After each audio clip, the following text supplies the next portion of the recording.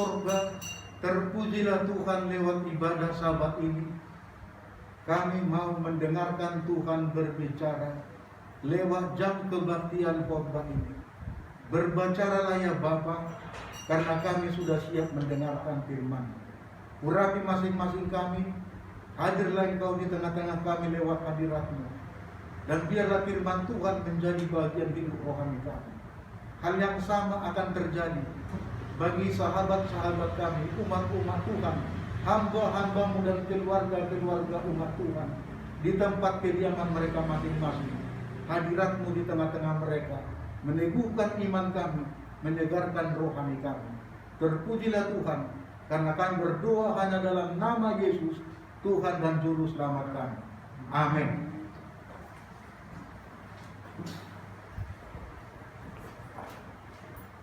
Selamat sahabat bagi kita semuanya, Bapak, Ibu, Saudara-saudara. Terima kasih sahabat ini kita bertemu kembali. Saudara-saudaraku, ada seorang bapak namanya Graham Hopkins. Ya, umurnya 50 tahun. Sejak tamat dia kuliah pada masa muda, dia sudah menjatuhkan 3.000 lamaran kerja. Tetapi tidak satu pun lamaran dari 3.000 itu yang menerima dia kerja.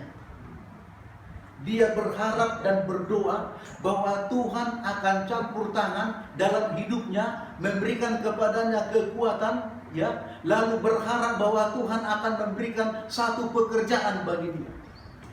Saudara tahu, setelah usianya 50 tahun, salah satu dari 3.000 lamaran ini memanggil dia ke perusahaan.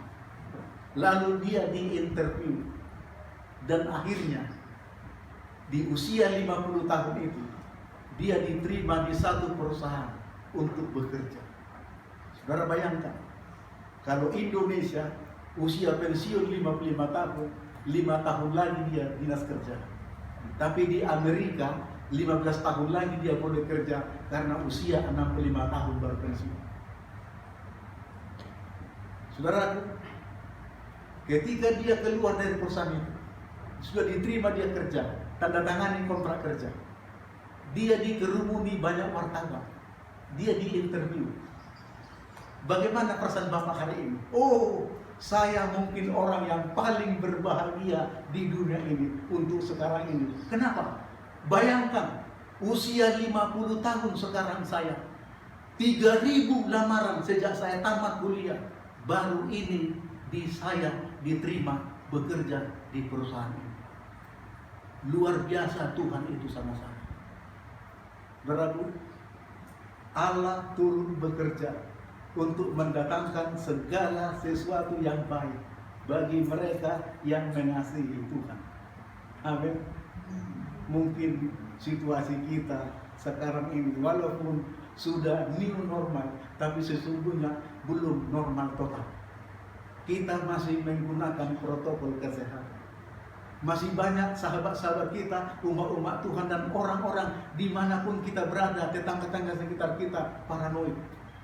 Lebih takut kepada wabah corona ini, virus corona ini, daripada takut kepada Tuhan. Ya, dan itulah sebabnya bangku-bangku masih kosong walaupun kita sudah bikin jaraknya sesuai dengan peraturan protokol kesehatan. Tapi banyak juga umat kita masih takut ke gereja karena tetap waspada untuk kesehatannya, keselamatannya daripada virus yang tidak kelihatan ini. Menjaga jarak, menjaga diri, dan menjaga pergaulan. Bahkan kita dihantui minggu lalu ketika WHO mengatakan bahwa virus ini bisa hidup di udara 6 jam. Dan melalui udara bisa juga tertular virus. Kenapa selama ini tidak dikasih tahu? Baru minggu lalu dikasih tahu WHO. Bahwa selama ini hanya melalui benda, barang-barang, dan lain sebagainya. Tapi ternyata lewat udara bisa hidup 6 jam virus itu dan bisa tertular kalau kita berada di lingkungan itu, virusnya belum mati. Bahkan minggu lalu diingatkan juga kita melalui WHO bahwa sekarang ini virus wabah itu bisa menular lewat makanan. Jadi jangan pesan makanan, GoFood. Karena lewat makanan sekarang virus bisa menyebar. Kita dihantui ketakutan demi ketakutan karena wabah ini. Tetapi rencana Tuhan ada di balik semua daripada wabah corona ini, saudara. Joni, seorang bapak yang sudah lama mengabdi, dinas kerjanya sudah 22 tahun menjadi seorang guru di sekolah, dan dia adalah guru yang berdedikasi, guru yang memiliki karisma, guru yang memiliki segudang pengetahuan. Tetapi di usianya 40 tahun, dia tinggalkan keguruannya. Dia membuat surat pengunduran diri dari guru di sekolahnya. Lalu kepala sekolahnya tanya, kenapa? Dia katakan, saya tidak berbakat menjadi guru. Wah, luar biasa ini.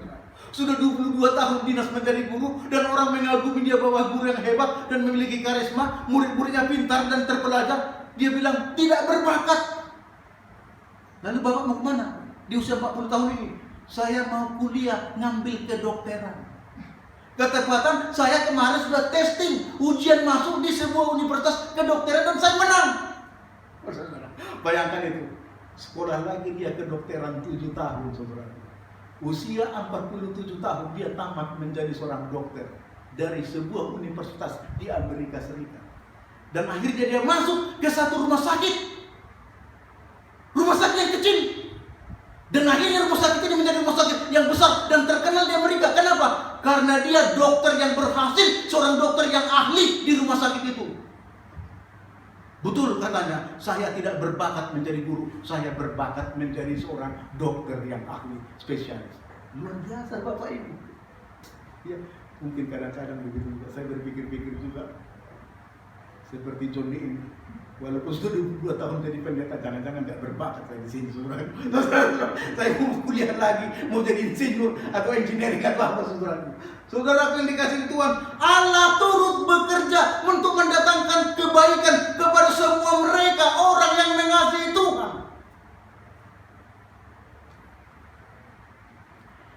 Presiden Eleanor Roosevelt mengatakan, ada 3 jenis manusia di dunia ini.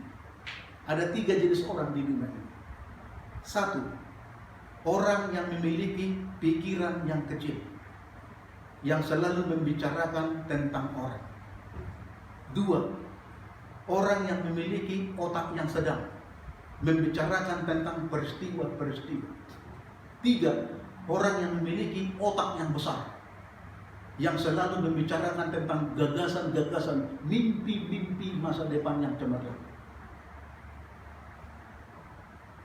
Mungkin Graham Hopkins ada salah satu daripada 3 kelompok ini.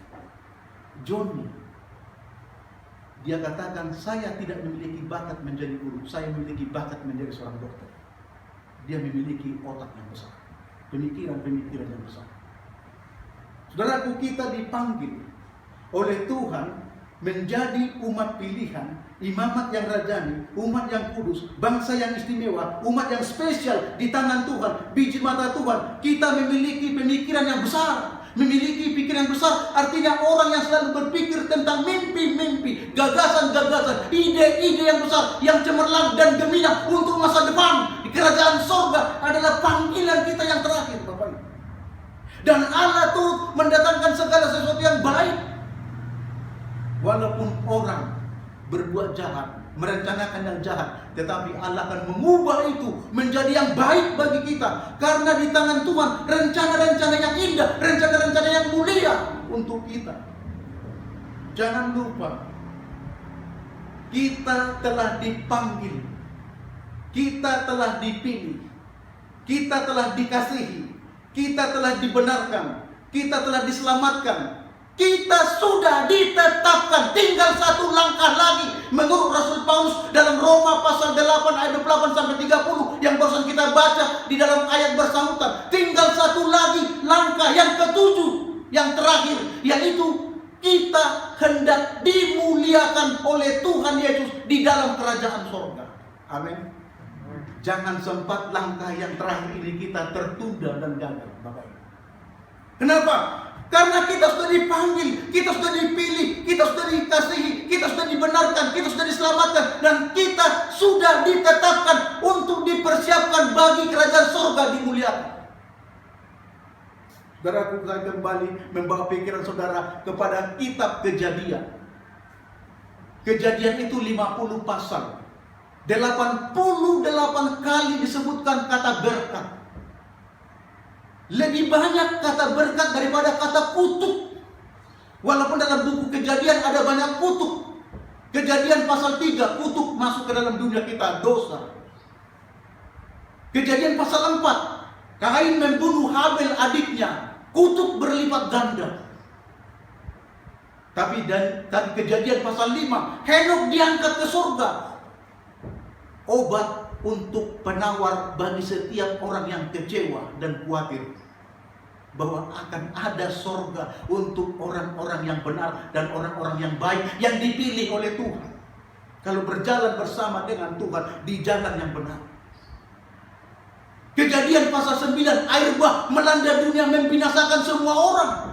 Hanya keluarga Nuh, istrinya dan menantunya dan anaknya, 8 orang yang selamat. Lalu Kejadian pasal 10, Allah mengadakan perjanjian yang baru kepada Nuh, memperbaharui janjinya seperti kepada Adam di Kejadian pasal 3 ayat 15. Tetapi baru saja Allah mengadakan perjanjian kepada Nuh di Kejadian pasal 11, pemberontakan manusia menara Babel. Lalu Allah menyerahkan segala bangsa-bangsa kepada seluruh dunia, saudara. Lalu di Kejadian pasal 12, Allah memanggil Abraham keluar dari bangsanya, dari keluarganya, dari negaranya, dari tempatnya, di Tera, di Haran, di Mesopotamia, dari semua orang yang menyembah berhala. Allah memanggil Abraham untuk menjadi umat pilihannya. Lalu Allah memberikan sebuah perjanjian, Allah menandatangani kontrak perjanjian kepada Abraham, bahwa melalui keturunannya akan datang sang juru selamat, dan melalui keturunan Abraham adalah umat pilihan Tuhan. Saudaraku, Kejadian pasal 17, Ishak berusaha hidup setia kepada Tuhan dan benar di tengah-tengah bangsa Kanaan yang menyembah berhala.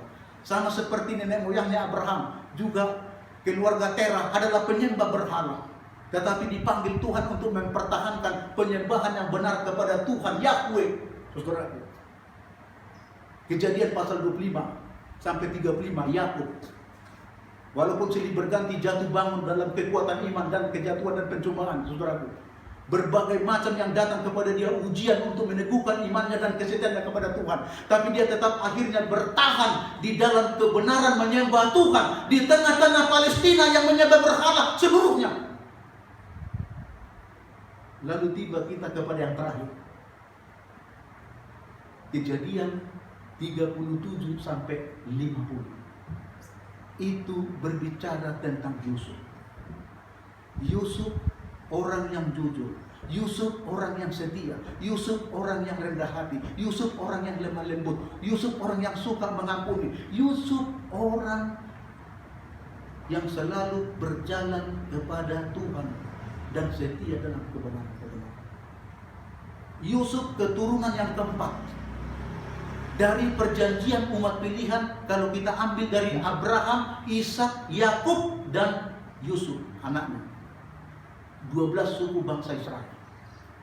Tapi kalau kita tarik garis keturunan dari Adam, maka Yusuf keturunan yang ke-24 dari Adam. Dalam usia waktu yang rentan panjang dalam sejarah manusia, 2500 tahun sudah berlalu, karena Yusuf hidup di tahun 1500. Setelah Yusuf nanti baru Musa datang menjadi juru selamat, membebaskan bangsa Israel dari Mesir menuju tanah Kanaan. Ini sejarah dari Kejadian, saudara. Sebelum melompat kepada Keluaran. Apa yang Musa katakan di sini? Kejadian 50 ayat 20. Ketika Yusuf sudah menjadi penguasa, perdana menteri, orang kedua dari Fir'aun di kerajaan, dinasti kerajaan Mesir, saudara-saudaranya datang, pindah, hijrah dari Sikem, daerah Palestina, Mesopotamia, ke Mesir. Lalu Yakub, ayah mereka sudah tua, meninggal. Karena sudah meninggal ayahnya, nggak ada lagi pengayom dan pelindung. Mereka ketakutan kepada Yusuf. Kenapa?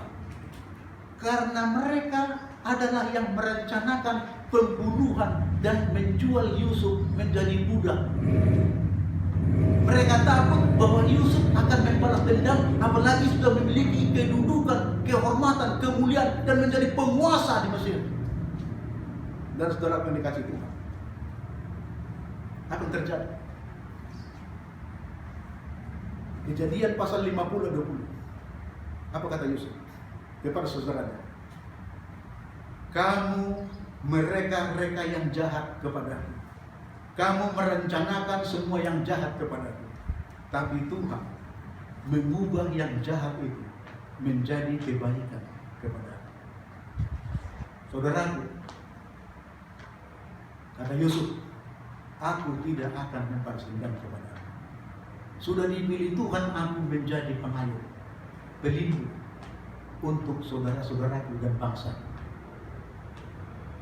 Baru aman hidupnya saudara. Coba bayangkan, Ruben, anak sulung, ketika lahir ayahnya mengatakan, engkaulah kegagahanku dan kekuatanku.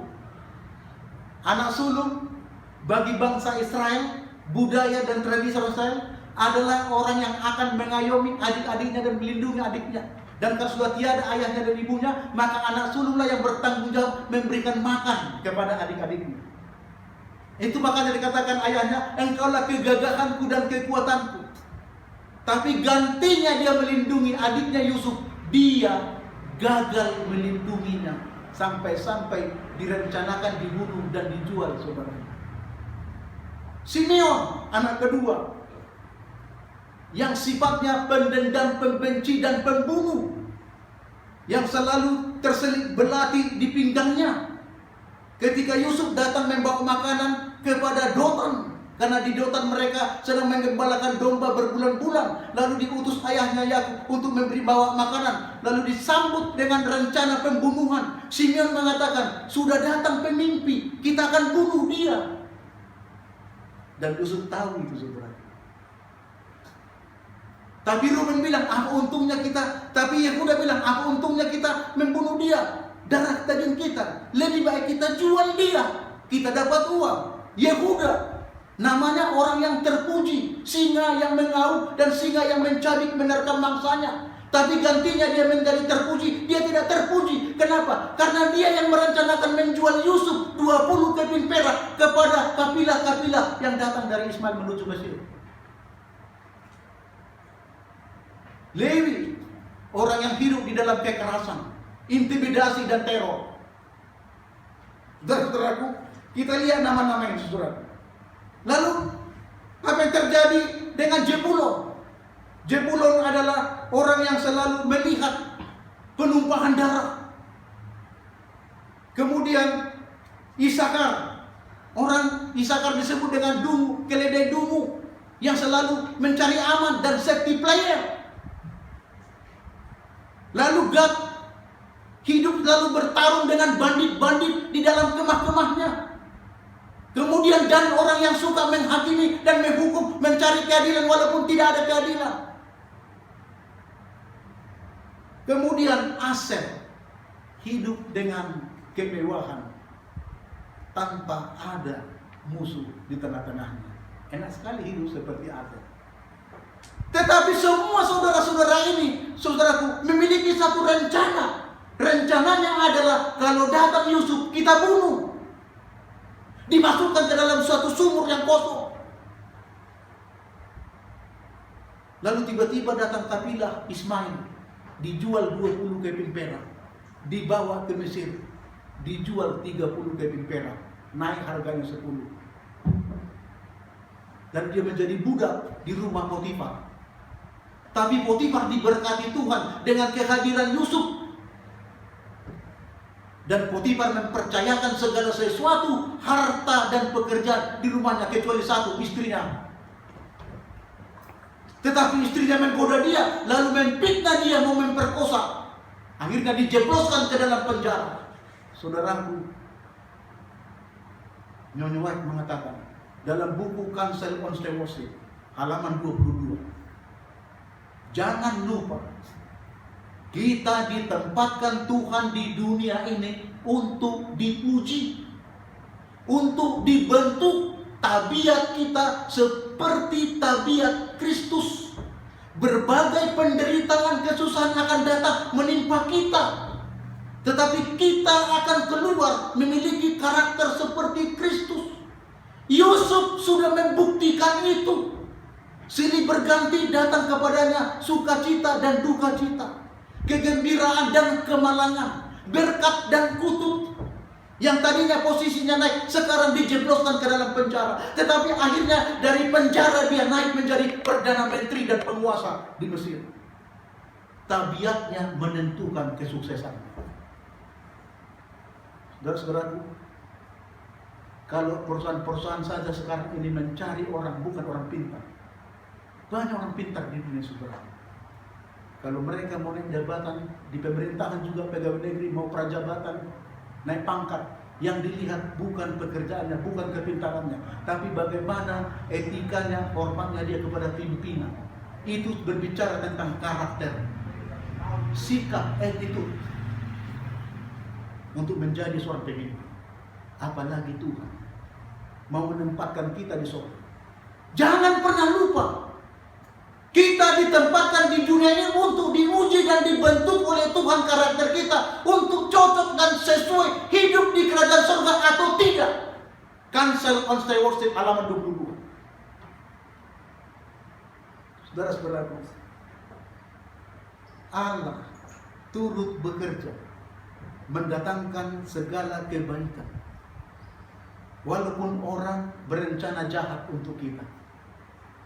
Seperti Yusuf, tapi dia lulus tes, lulus ujian untuk berbagai kesusahan dan penderitaan. Akhirnya dia naik di posisi yang tertinggi, Perdana Menteri, yang tadinya belum ada Perdana Menteri. Sistem pemerintahan dinasti Mesir dipegang oleh seorang Fir'aun. Baru kali ini ada diangkat orang kedua, namanya Perdana Menteri. Kenapa? Karena Tuhan yang atur dan rombak undang-undang di Mesir supaya Yusuf bisa menjadi penguasa di Mesir. Dengan penguasa dia bisa menggunakan kekuasaannya untuk menyelamatkan bangsanya dan saudara-saudaranya, keturunan ayahnya Israel Yakub di masa-masa pancaklik 7 tahun. Saudara-saudaraku, Tuhan punya rencana untuk kita di balik daripada pandemi COVID-19 ini. Membentuk kita supaya kita tetap setia. Mengapa? Karena kamu adalah umat yang sudah kukasihi, umat yang sudah kupilih, umat yang sudah kupanggil, umat yang sudah kubenarkan, umat yang sudah kuselamatkan, umat yang sudah kutetapkan. Tinggal satu lagi, umat yang akan kumuliakan di kerajaan surga. Jangan gagal kita, Bapak Ibu. Tinggal satu langkah lagi. Ketika Yesus datang kedua kali dari awal, kita akan masuk dalam kerajaan kemuliaan. Amin. Daniel, Sadrak, Mesak dan Abednego masuk di dalam penderitaan, kekafiran penyembahan berhala negara Babylon. Diuji dengan dapur api, lolos dan lulus. Diuji dengan buah singa, lolos dan lulus. Dan mereka bukan menjadi kutuk, mereka menjadi berkat bagi Nebukadnezar. Mereka menjadi berkat bagi pemerintahan Nebukadnezar. Mereka menjadi berkat bagi banyak orang dan saudara-saudaranya yang ada di pembuangan di Babylon. Saudaraku, rencana Tuhan itu berbeda dengan ulah manusia. Itu kata Rasul Paulus.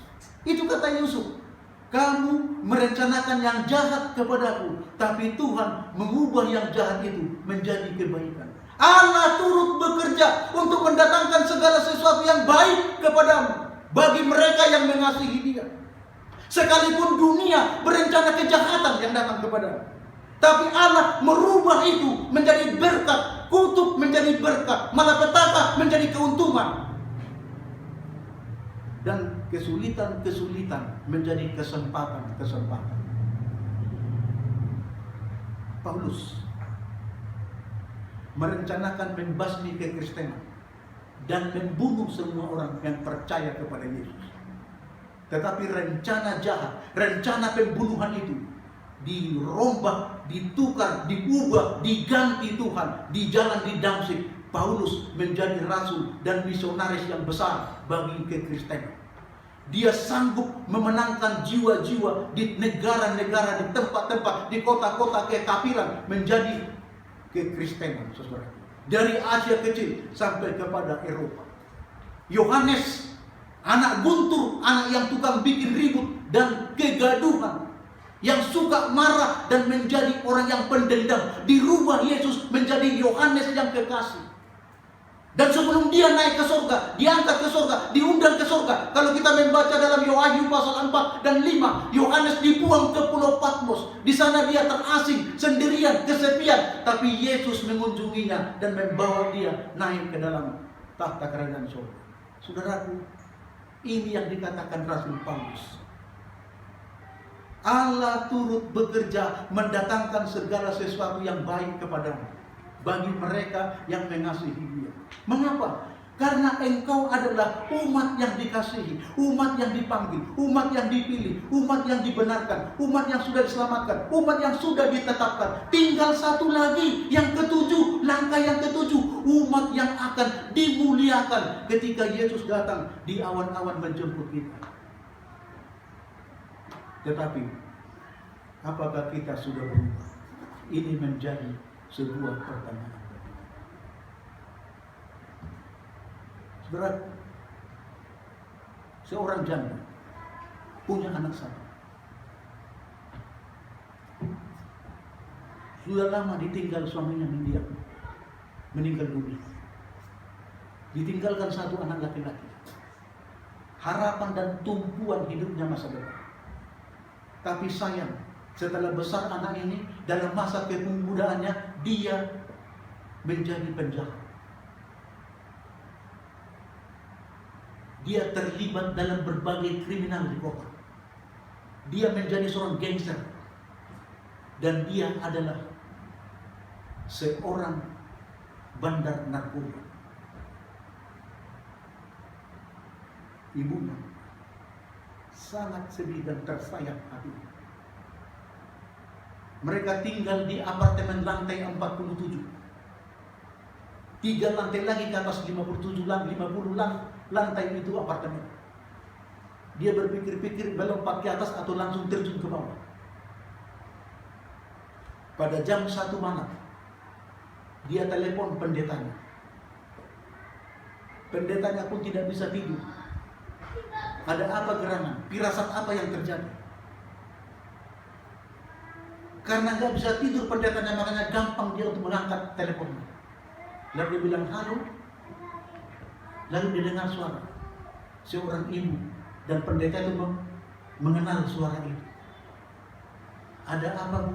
Di tengah malam menelepon saya? Adakah yang perlu saya bantu? Biar saya langsung meluncur ke tempat ibu sekarang juga. Ibu itu bilang, tidak usah pendeta. Hanya satu permintaan. Izinkan saya sekarang juga untuk mengakhiri hidup saya. Saya mau bunuh diri. Mengapa ibu? Apakah persoalanmu ibu? Anakku sudah ditangkap polisi dan akan ditembak mati karena dia bandar narkoba. Tidak ada lagi harapanku di dunia. Satu-satunya yang kuharapkan adalah dia. Tapi dia tidak menjadi harapan bagiku.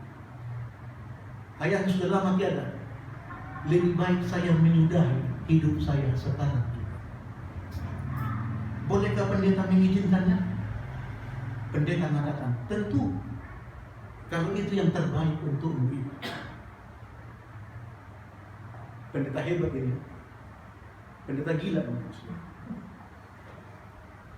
Tapi saya bilang pendeta itu gentle. Ada satu permintaanku. Jika aku mengabulkan permintaan ibu, tolong juga kabulkan permintaanku, kata pendeta. Apa pendeta? Sebelum ibu bunuh diri, entah apapun caranya, apakah minum obat, minum baygon, atau gantung diri, atau terjun dari lantai 47 ke bawah, itu urusan ibu, pilihan ibu. Hanya satu permintaan, tolong baca Mazmur 23 sekarang juga, sebelum ibu bunuh. Tolong ibu baca pelan-pelan dan berdoa. Telepon ditutup. Setengah jam kemudian, tengah 2, ibu itu telepon. Pendeta, saya sudah baca Mazmur 23 dan saya sudah berdoa. Sudah bolehkah saya sekarang bunuh diri? Belum. Tolong baca sekali lagi. Dibaca. Telepon yang kedua, jam 2 pagi. Sudah bolehkah saya bunuh diri sekarang, Pak Pendeta? Belum. Tolong baca satu kali lagi. Karena dalam Alkitab sangat terkenal kata 3. 3 kali, 3 kali, 3 kali. 3 Allah, Bapa, Anak, dan Roh Kudus. Kudus, kudus, kuduslah kamu Tuhan Allah. Jadi saya minta satu kali lagi, ibu membaca dengan pelan-pelan, merenungkannya, dan berdoa sungguh-sungguh kepada Tuhan dengan Mazmur 23. Dan jangan telepon lagi saya. Langsung saja ibu bunuh diri setelah membaca Mazmur 23 yang ketiga kali. Telepon tidak lagi berdiri. Sampai jam 5 pagi, pendeta itu sudah pergi ke pasar, membeli bunga 2 plastik, membeli minyak wangi 2 botol, dan pergi ke rumah yang menjual peti mati. Lalu menelepon ambulan. Pendeta itu ada di mobil ambulan dengan peti mati, dengan bunga, dengan minyak di dalam ambulan. Dia pergi jam 6 pagi, sudah tiba di apartemen. Lalu dia permisi sama satpam dengan naik lift ke lantai 47 untuk mengambil mayat jemaatnya yang akan dia kuburkan pada hari itu. Saudara tahu apa yang terjadi? Ketika pendeta menutup pintu, ibu itu buka, masih hidup ibu. Pendeta terkejut. Loh ibu, nggak jadi toh bunuh diri? Enggak Pak Pendeta. Setelah aku baca 3 kali kitab Mazmur, sesuai dengan permintaan pendeta, merenungkannya dan berdoa sungguh-sungguh, aku gak jadi bunuh diri. Justru aku bertobat, menyerahkan diriku kepada Tuhan. Hatiku penuh dengan kedamaian, sukacita hari ini bagiku bersama dengan Tuhan Yesus. Pendeta katakan, praise the Lord. Lalu bagaimana dengan peti matinya, Bu? Katanya. Saudara-saudaraku yang dikasihi Tuhan, Allah turut bekerja untuk mendatangkan kebaikan bagi semua orang yang mengasihi Dia. Mengapa? Karena Dia sudah memilih kita, karena Dia sudah memanggil kita, karena Dia sudah membenarkan kita, karena Dia sudah menetapkan kita, karena Dia sudah menyelamatkan kita, dan karena Dia mengasihi, mengampuni kita. Tinggal satu lagi, kita akan dibawa ke surga, lalu dimuliakan, hidup di dalam kerajaan surga. Amin. Kiranya Tuhan memberkati kita pada hari Sabat ini. Mari kita tutup. Kita menyanyi lagu Sion 64.